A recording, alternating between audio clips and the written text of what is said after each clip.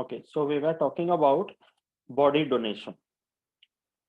So what I was telling that, okay, keeping aside the religious inclinations, okay, with people who are very strong willpower, okay, तो वो लोग क्या करते हैं कि प्लेज करते हैं कि body can be donated for research and study purposes. Okay, तो ऐसे जो बॉडीज होते हैं, now has anyone seen about this in the case of medical colleges? Munna Bhai MBBS तो देखा ही होगा सबने. Have you seen that? Medical colleges yes, में कैसे सिखाते हैं ये दिखा आइस रूम रहेगा. में रखते हैं ना, एकदम कोल्ड. यस, कोल्ड में भी रखते हैं. वो एक्चुअली हॉस्पिटल के मॉर्ग में रखते हैं जब कोल्ड में रखते हैं, तो फ्रोजन सिचुएशन में. बट हॉस्पिटल्स में रिसर्च वगैरह करने के लिए अगर रखना हो तो फॉर्मेलिन में प्रिजर्व करते हैं. Okay, there is a special liquid over there, formalin करके. तो वहां जो बॉडीज पे रिसर्च करते हैं, you must have seen that in Munna Bhai, वो बॉडी दिखाया था देखो उसमें, है ना. तो उस तरह के जो बॉडीज होते हैं, there is a special word for that, उसको बोलते हैं कैडेवर्स. कैडेवर का मतलब है the dead bodies which are used for study purposes. So we, after 12th standard, suppose if you want to become a doctor and you enter a medical college as a student, तो doctor बनने के लिए bodies पे ही सिखाएंगे पहले, correct, at least at the basic level.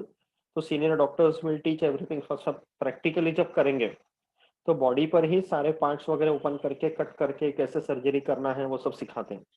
तो for that there are real bodies required. वो कहाँ से मिलेंगे, right? So for that body donation is one big option. और दूसरा होता है कि अभी जैसे रोड साइड बेगर्स है या somebody who is like totally orphan, कोई नहीं है उनका अपना, and there are people who die, nobody comes to claim their bodies. तो ऐसे केसेस में जो पुलिस वाले होते हैं, they wait for a particular number of days if somebody comes to claim the body and cremate if they want. If nobody comes, then such bodies are given to hospitals. Okay, ऐसे बहुत है cases. तो उस तरह के cadavers पे research होता है, and that is very much required. Okay, तो फॉर्मेलिन में जब प्रिजर्व किया जाता है ना, जब bodies are like you can not stand near the body for long, it burns your eyes. Formalin is a volatile compound, आंख से एकदम ऐसे देखा ही नहीं जाते. Okay, and the bodies are obviously not handsome और ब्यूटीफुल, तो यू नो वेरी वेल कि इट्स अ स्कैरी वे. तो that's how you to be strong enough if you want to become a medical student. इतना आसान नहीं है, right? Only if you have that passion you should be going into that field, correct? Otherwise ऐसा हो जाएगा कि the very first day you will be taken to a dissection room and 50 dead body देखकर वहीं बेहोश हो जाओगे, right? So that's why you have to be that strong enough. Okay, so understood the importance of body donation everyone, and difference समझा transplantation, donation and body donation का, right? So are you aware about something called as green corridor? सुना है कभी? एक green corridor करके होता है. हाँ, What is that? नाम सुना है. What is that? जब डोनेटेड ऑर्गन को ट्रांसपोर्ट करना हो तो वो जो रोड रहता है वो पूरा वे ब्लॉक करने वाले व्हीकल्स को हटाया जाता है. Yes. अभी suppose for example a person maybe from Delhi is a donor. Okay, वहां पर उसका एक हेल्दी ऑर्गन को हार्वेस्ट किया, हार्ट और लीवर और एनी ऑर्गन, ठीक है. तो वहां से हार्वेस्ट किए तो इस तरह के आइस बॉक्स में रखा जाता है. This is a kind of a packaging for that organ because वो प्रिजर्व रहना चाहिए. By the time it reaches the affected person and surgically transplant हो जाता है, it should be preserved in a healthy condition and at to very sterile conditions. तो वहां पर ही इस तरह का पैकेजिंग होकर this kind of a box is transported. Okay, तो it comes by flight and flight से आते ही okay कार्गो से निकलकर डायरेक्टली एम्बुलेंस में वो कंसर्न हॉस्पिटल पे पहुंचा जाता है. सो दिल्ली से निकला फॉर एग्जांपल से बैंगलोर में किसी को चाहिए. ओके, सो बैंगलोर में एयरपोर्ट से लेकर till that hospital the ambulance should reach in the least possible time. For that there is a proper coordination between the hospital, the airport authorities and the traffic police. कि airport से निकल के hospital तक पहुंचने के लिए रास्ता clear रखो. That is called as a green corridor, so that the organ reaches in the least possible time and transplantation is possible. And hospital में भी डॉक्टर्स एकदम तैयार रहते हैं ऑपरेशन थिएटर में कि जैसे ही ऑर्गन आया तुरंत सर्जरी करो. Okay, so these are the procedures involved. There are many resources required for them. Successfully हुआ तो well and good, and it has happened also. Okay, but if you see from the stem cells point of view, which one is an easier process then comparing with the stem cell? Donor. Donor is easier. Depends na we, right? कि getting a donor is a very difficult task first of all. उसके लिए उस level का awareness होना चाहिए. Okay, and not necessary that the donor and the recipient will be from the same city. So transportation charges, cost factor involved है. But stem cell comparatively does not take into account all these factors. Okay, so it depends upon many criteria.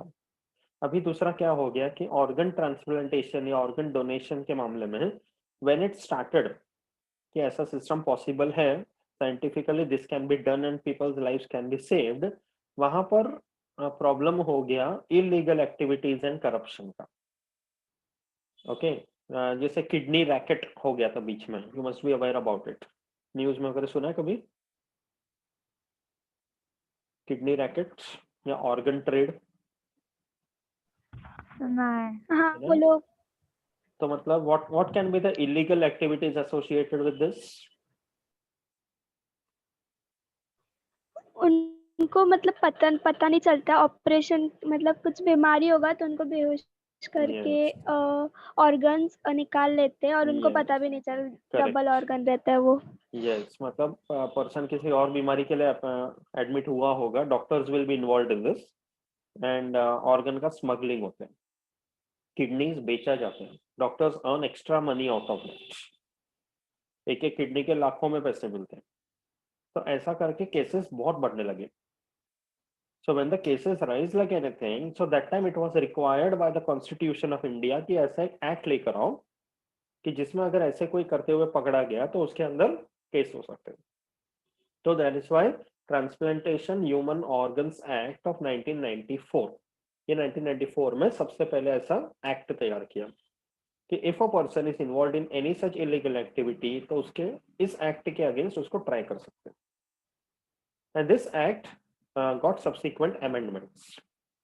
अभी civics या political science में जब तुम लोग पढ़ते हो amendments and these words which you come across acts and all, तो उसमें अमेंडमेंट जरूरी है. अमेंडमेंट का मतलब है चेंजेस. ओके, अभी लॉ के बुक्स अगर देखेंगे ना, ये एक्ट्स जहाँ पे मेंशन्ड है, प्रॉब्लम इज दैट अपने जुडिशियरी सिस्टम में this kind of people who do illegal activities they are so smart कि वो वर्ड्स को खेल करना अपने आप को बचा लेते हैं. अभी जैसे for example human organs act लिखा है, तो earlier it was involving only certain organs, कि मेनली किडनी का ट्रांसप्लांटेशन तभी साइंटिफिकली पॉसिबल था, may be not some other organ. तो इलीगली अगर सपोज लीवर का ट्रेड किया तो person had done a wrong thing, but उसको ट्राई करने के लिए उसका कोई एक्ट नहीं है, so person used to be saved. इसलिए वो अमेंडमेंट लाना पड़ा, changes. Okay, it does not involve only kidney or something, it should be having the names of other organs also. तो ये अमेंडमेंट क्यों जरूरी होता है? बिकॉज उससे रिलेटेड केसेस होते हैं जहां पर गलत काम करने वाले भी बच जाते हैं. तो आगे ऐसा ना हो इसके लिए चेंजेस करना पड़ता है, that is amendment. So there was one amendment in 2009 followed by in 2011, 2014, ताकि लॉ उतना ही स्ट्रिक्ट होता जाए and people do not engage into such kind of illegal activities. That was necessary. तो ऐसा करके ये लॉ एक्ट पहले शुरू किए and then it underwent subsequent amendments. Okay, understood the point about all this? So with that we have completed the first part of the lesson. Okay, that was about cell biology and stem cells. Any doubts still here, everyone? Yes, अच्छी तरह समझा है यहाँ तक? Yes, everyone, are you हाँ there? Okay, now we move on to the next Yes. part of the lesson. ठीक है, इसका इंट्रोडक्शन थोड़ा शुरू करते हैं. Now this session when it will get over, we need not log in again. हम लोग next session में करेंगे continue. ठीक है. Biotechnology. What is biotechnology? What can you see from these pictures? क्या सुना है बायोटेक्नोलॉजी के बारे में, बताओ. Whatever you know about biotechnology.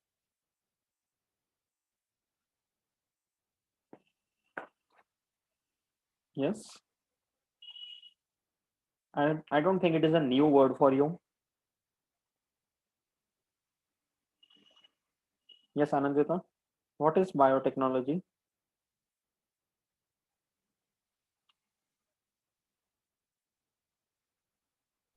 it's about cells, tissues, types of cells. तो सेल बायोलॉजी तो अलग हो गया ना, यहाँ पे biotechnology. Any other answer? You can split up the word into 2 parts, bio and technology. Neha, tell something.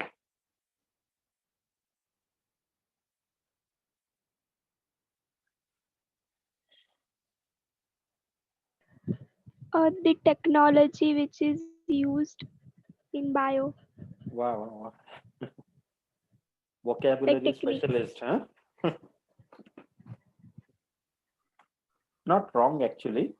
Biotechnology का मतलब है, see basically when you say technology, okay, तो we are surrounded with technology completely, है कि नहीं. आज हम लोग जो लेक्चर ले रहे हैं ऑनलाइन, वो भी टेक्नोलॉजी के वजह से. So this has been created or invented by man for our convenience. Okay, तो अपने घर पे इलेक्ट्रिसिटी के लिए टेक्नोलॉजी है, कम्युनिकेशन के लिए टेक्नोलॉजी है, एंटरटेनमेंट टेक्नोलॉजी है. ओके, डेली होम अप्लायंसेस है, वो भी टेक्नोलॉजी है. तो they are all technology created by engineers, जो मशीन्स बनाते हैं. ठीक है. यहाँ पे है biotechnology. So when you say bio, that means life. तो हम लोग दूसरे लाइफ को यूज करके हमारा कन्वीनियंस के लिए कुछ बना लेते. Like in the previous lesson you have seen micro organisms. So we have seen so many examples where we have used microorganisms for producing compounds which are for our benefit. So antibiotics, vitamins, beverages, dairy products, probiotics, even for enzymes. तो ये सब हम लोग को मिला है micro organism से, and we are using for our benefit. तो इसमें हमने किया क्या है कि डिफरेंट, अभी उसमें एग्जांपल्स में तुम लोग ने देखा माइक्रो ऑर्गेनिजम्स में कि every micro organism does not produce everything. अभी लैक्टोबैसिलस को यूज करके I can not make any vitamin और समथिंग, वो मैं डेयरी प्रोडक्ट्स के लिए यूज कर सकता हूँ. So every micro organism is having its own principle, but उसका प्रिंसिपल समझकर उससे क्या मिल रहा है वो हम लोग समझ के यूज करते हैं. That is biotechnology. तो simplest example of biotechnology is in our kitchen. कि हम लोगों में दूध लिए, लैक्टोबैसिलस का कल्चर डाले, next day you get the curd. That is nothing but biotechnology. Okay. South Indians अपने घर पे डोसा इडली के आटा बनाते. तो आटा तैयार किए, फूलने के लिए रख दिया, नेक्स्ट डे आटा तैयार. बायोटेक्नोलॉजी. बेकरी प्रोडक्ट्स बनाते हैं, ब्रेड वगैरह सब, ईस्ट यूज किया जाता है. तो that is biotechnology. Preparation of wine from grapes, it's again biotechnology. Okay, तो वो एक पार्ट हो गया Sir, बायोटेक्नोलॉजी का. Yes yes Anand. but lactobacillus के fermentation से विटामिन सप्लीमेंट्स बनते हैं ना, लास्ट चैप्टर में था. उसके अलग अलग स्पीशीज है. डेलब्रूकी वगैरह कर लेते हैं तो यू गेट दैट. डेलब्रू I was की. just giving an example. Yes, हाँ, I was just giving an डेलब्रू. example कि अभी अभी सपोज मैं सीवेज क्लीनअप के लिए लैक्टोबैसिलस यूज करने जाऊंगा तो it is not possible. Okay, take that example. Fine. तो every aspect requires some separate microorganisms, or when you are telling the word bio, it means life. मतलब not only microorganisms, we can also make use of plants and animals. तो हर plant, हर animal, हर micro organism का अपना अपना property है. Every species has got its own uniqueness. As a human being, for the benefit of the mankind, we are making use of their uniqueness for our benefit. In simple terms, that is biotechnology. Okay, so it is an applied science.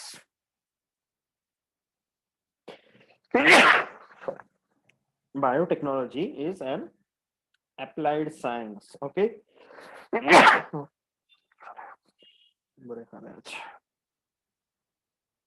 What do you mean by applied science? Pure science और applied science ऐसे दो होते हैं. What do you mean by pure science and what do you mean by applied science? Can you tell?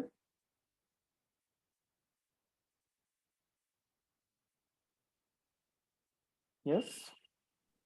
When there is application of science in our daily life, it's applied science. Pure science का मतलब है कि whatever is there in the nature, you study them as it is. Like for example, I am a botanist. Okay, तो study of plants. अभी मैं plants का जो properties है, उसका physiology, biochemistry, morphology, anatomy, reproductive physiology, genetics, cytology, all these aspects about plants, I'm just studying them as they are. मैं कुछ change नहीं कर रहा हूँ. तो what I'm doing is a pure science. But उसके प्रॉपर्टीज को यूज करके अगर मैं उसमें कुछ अदला बदली करूंगा, उसका जीन्स निकाल कर इसमें डाल रहा हूँ, इसका रेजिस्टेंस बढ़ा रहा हूँ, कुछ चेंज कर रहा हूँ, तो then what I am doing is biotechnology. That is applied science. Understood the difference?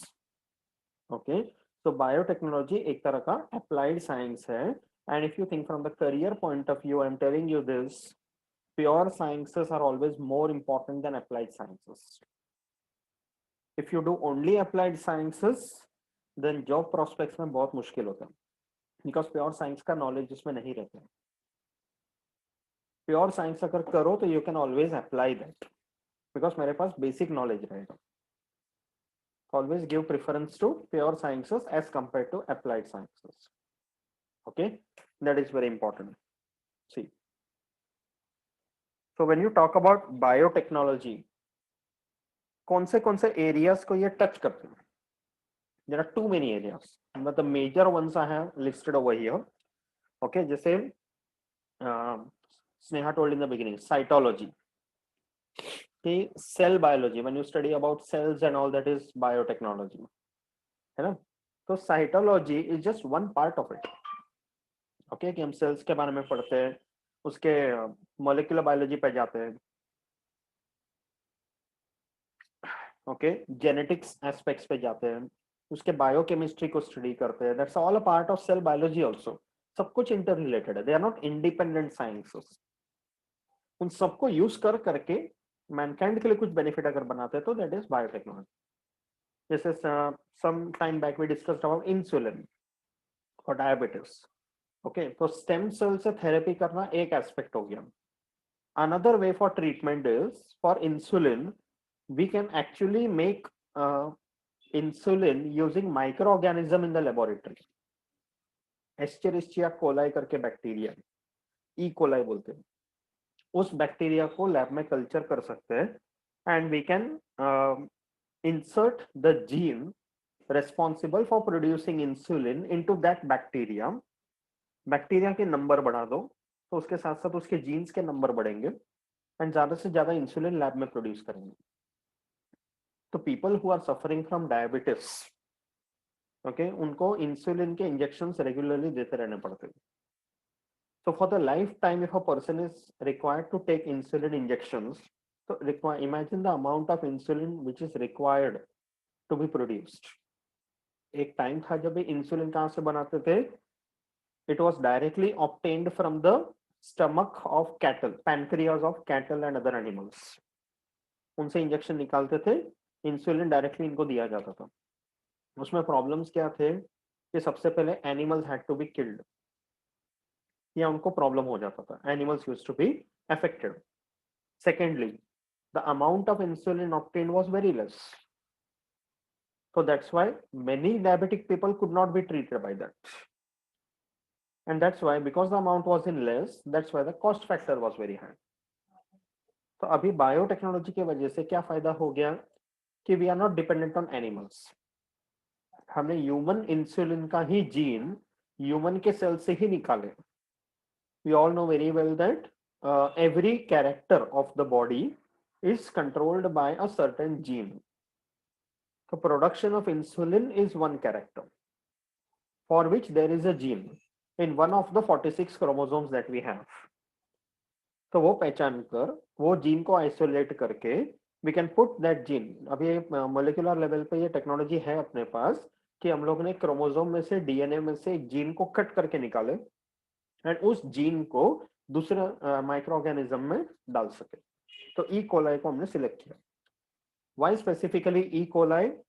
Because E coli is as such not very pathogenic and उसका जनरेशन टाइम काफी कम है. That means it multiplies very fast. तो जितना फटाफट E coli multiply करेगा उतना फटाफट अपना जीन मल्टीप्लाई होगा. तो E coli will become a xerox machine for us कि अपना एक जीन का थाउजेंड्स ऑफ कॉपीज निकाल दिया and every copy of the gene is now producing insulin. तो लैब में ही कल्चर में पेट्री डिश में ई कोलाई ग्रो हो रहा है, उसी में इंसुलिन बन रहा है. उस इंसुलिन को निकालो, प्यूरिफाई करो, प्रिजर्व करके रखो. तो animals need not be depended upon. We can produce as much insulin as we want using the microorganism. Cost factor will also reduce. Large number of people will be treated. तो ये फायदा हुआ कि नहीं? So that is an example for, you can say, medicine and human welfare. तो ये insulin एक classical example हो गया बिकॉज उसके केसेस बहुत ज्यादा है. But that can be done for many other cell compounds also. जैसे ह्यूमन ग्रोथ फैक्टर है, ब्लड क्लॉटिंग फैक्टर है, उसके लिए भी ऐसा किया हुआ है. Okay. Biotechnology can touch upon even in agriculture. We will see lot of examples now. Okay, कि क्रॉप्स का यील्ड अगर मुझे बढ़ाना है, ओके, डिसीज रेजिस्टेंस बनाना है, ओके, तो ऐसे बहुत सारे पॉसिबिलिटीज है जहाँ पे एग्रीकल्चर में with the help of biotechnology we can do that. Okay, जैसे अभी हम लोग ग्रेप्स खाते हैं, अंगूर. So when you eat grapes, do you get any seed in that? Grapes में seed मिलता है क्या? No. You don't get. But जो wild grapes हैं, nature में मिलते हैं, which human beings have not cultivated, they have seeds. Okay? अभी जो हम grapes खाते हैं ना मार्केट से खरीद के, वो human cultivated है. We have created that by genetic engineering. We have manipulated the gene in such a way that the grapes do not produce any seed. We just get the fruit. और क्यों किया हमने? Because हम लोग को अंगूर खाते वक्त बीच में बीज नहीं चाहिए. And now scientists are also trying for seedless mangoes. Okay, because mango का पल्प पूरा मिल जाए तो सोचो कितना मजा आएगा खाने में. No doubt, these are all secondary factors. कि अगर ये नहीं भी हो पाया तो किसी का नुकसान नहीं है. But by biotechnology that is possible. Okay, biochemistry. जैसे study of proteins, carbohydrates, lipids, nucleic acids, enzymes, all these, all the chemical nature of molecules within a living cell. Okay, अभी for example, you know mogra, jasmine. What is the speciality of that plant? ओ flower का, मोगरा जैसे flower का speciality क्या है? How is it useful? Smell. Yes, उसका fragrance, मोगरे का खुशबू सबको अच्छा लगता है. Correct. That is why we use those flowers in floriculture. गजरा वगैरह बना के बालों पे लगाते हैं. तो what we can do, biochemistry क्या है उसका, कि वो जो फ्रेग्रेंस है that is because of special compounds called volatile oils जो उस प्लांट में है. There are certain chemical compounds. Okay, so if we want some type of a mogra where the fragrance will be more enhanced, और अच्छा fragrance है, ज्यादा quantity में है, so we can change the gene responsible for that using biotechnology. Okay, all of you must have heard about colored capsicum. जैसे normal Shimla मिर्च जो है वो ग्रीन कलर का होता है, बट दूसरे दो कलर में भी आता है, कौन से? Which two other colours? Red yes, and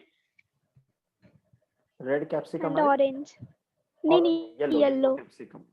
correct. तो जो रेड एंड येलो कैप्सिकम है वो नेचुरल नहीं है, that is something created by us just for increasing the aesthetic value of the food in our plate, उसके लिए बना है, बट बायोटेक्नोलॉजी से वो पॉसिबल है। So there are hundreds of such examples when you see where we can manipulate the genes of any organism for our benefit. That is nothing but genetic engineering. अभी उसके बहुत सारे example एक के बाद एक हम देखेंगे। ओके, तो ब्रॉड में अगर बोला जाए तो biotechnology is either plant biotechnology और एनिमल बायोटेक्नोलॉजी या फिर environment biotechnology, and in all three we require microorganisms also. So that is what is biotechnology. DNA का स्ट्रक्चर वैटसन एंड क्रिक ने कौन से ईयर में बताया था, उसका मॉडल एक्सप्लेन किए थे? It was in which year?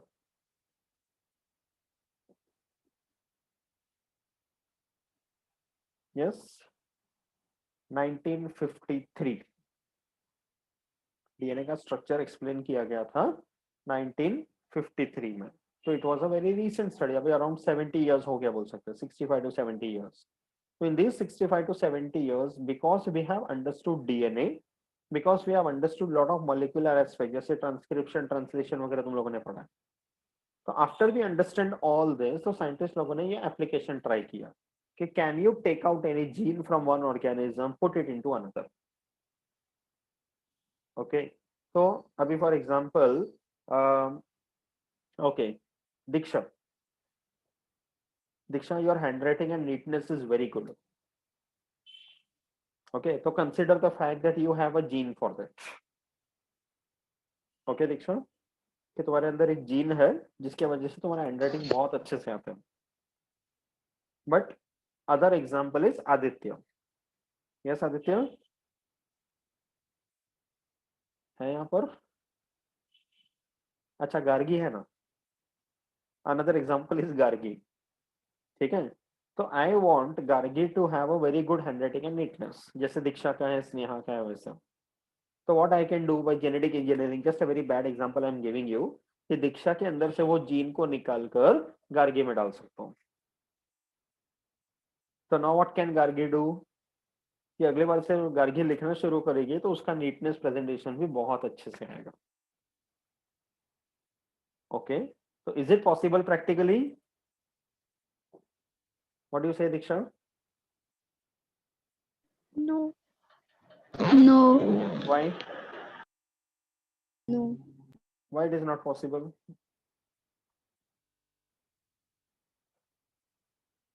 इस एग्जाम्पल का, ये जो मैंने एग्जाम्पल दिया, this is not at all possible. The reason is having a good handwriting does not depend on your genes. Okay, this is something that you learn from childhood. Okay, ये genetic नहीं है, ये environmental factor है। Okay, jeans पे depend ना करके Gargi can always learn that bye practice. And अगर दीक्षा ने 1 साल तक कुछ भी लिखा नहीं तो उसका भी खराब हो सकता है। तो that's an environmental feature, not a genetic feature.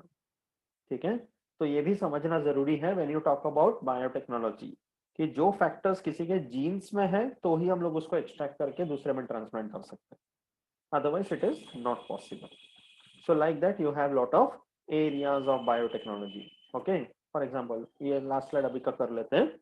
जैसे माइक्रो ऑर्गेनिजम्स के केस में we have seen all this, yogurt, okay, alcohol, right, then you have antibiotics and vaccines, है ना, ये भी हमने उसमें sorry, this also we have seen in the other lesson about antibiotics and vaccines. Okay, then biomolecules like DNA, proteins in human welfare. Okay, जैसे अभी कोविड-19 vaccine का पूरा रिसर्च चल रहा है, all of you might be updated about that, है ना, कि पैंडेमिक हुआ ग्लोबल लेवल पे। ओके, तो उसके लिए कैसे वैक्सीन निकालना है, तो वैक्सीन निकालने के लिए किस लेवल पे स्टडी किया, तो there biotechnology has come into picture. कि लोगों का जो अफेक्टेड इंडिविजुअल्स हैं उनका सीरम को निकालकर उसमें से आरएनए वगैरह को स्टडी किया, डीएनए को स्टडी किया, एंड देन देखे कि एंटीबॉडीज कैसे बन रहे हैं, right, and then development of different plants animals by gene manipulation, इसके भी हम एग्जांपल्स देखेंगे after this. Okay, human growth hormone तैयार कर सकते हैं by modifying the bacteria genetically. Okay, तो किसी का ग्रोथ में अगर प्रॉब्लम है तो ये हार्मोन देकर it can be enhanced. Okay, whatever such features are there, and use of genetic and non genetic technique, जैसे we have tissue culture, all this we are going to see now. Okay, tissue culture है, उसमें animal tissue culture, plant tissue culture दोनों आएगा। Then you have hybrid seeds. Okay, hybrid seeds का मतलब है कि when naturally produce seeds होते हैं जो नेचर में मिलता है, उसको लेकर we have crossed two different plants, okay, that we have selected the parents and we have got the F1 generation। तो ऐसे जो सीड्स बने हैं उसको हाइब्रिड सीड्स बोलते हैं। That is also possible by biotechnology but a non genetic technique, ये बाहर से लैब में किया जाता है। Okay, there are various different methodology involve, micropropagation, protoplast fusion, somatic hybridization, ऐसे अलग अलग टेक्निक्स हैं। तो जितने पॉसिबल एग्जांपल्स हैं we are going to see them one by one. Okay, तो ऐसे करके काफी सारे एरियाज हैं, but I hope everybody is clear now कि what is biotechnology. Everyone, Yes. So we will stop here for now, ठीक है, बिकॉज इसके बाद सारे एप्लीकेशंस है वन बाय वन, तो एक के बाद एक हम साथ में देख लेंगे वो। Okay, different applications of biotechnology, there are too many different aspects which have been touched upon, तो एक के बाद एक सब एग्जांपल्स के साथ देख लेंगे। And major part of the lesson, I think half of the lesson is suppose to be done, और बाकी जितना है वो करते जाएंगे, ठीक है। बट समझ में आ रहा है सबको अच्छी तरह से? Yes. Yes, Yes. Even from exam हाँ. Point of view this is a very important part. तो सारे कंसेप्ट्स जो टर्मिनोलॉजीज हैं वो समझना बहुत जरूरी है। Okay, that's why you must have scene, जो मैं टेस्ट लेता हूँ तो उसमें ऐसे क्वेश्चन में डालता ही हूँ, explain the meaning of the following terms. Okay, and regarding the test papers which I have corrected and given you all back, okay, most of you like they have done fair enough, I agree. थोड़े से इधर उधर के mistakes हैं, and specially Anandita spellings towards green energy में 2 और 3 of you, I don't remember exactly, but Andhra Pradesh का spelling गलत लिखे हैं। It is Andhra, it is not Andhra. Okay, screen पे आओ सब लोग, come on the screen everyone, last 2 minutes we'll wind up then।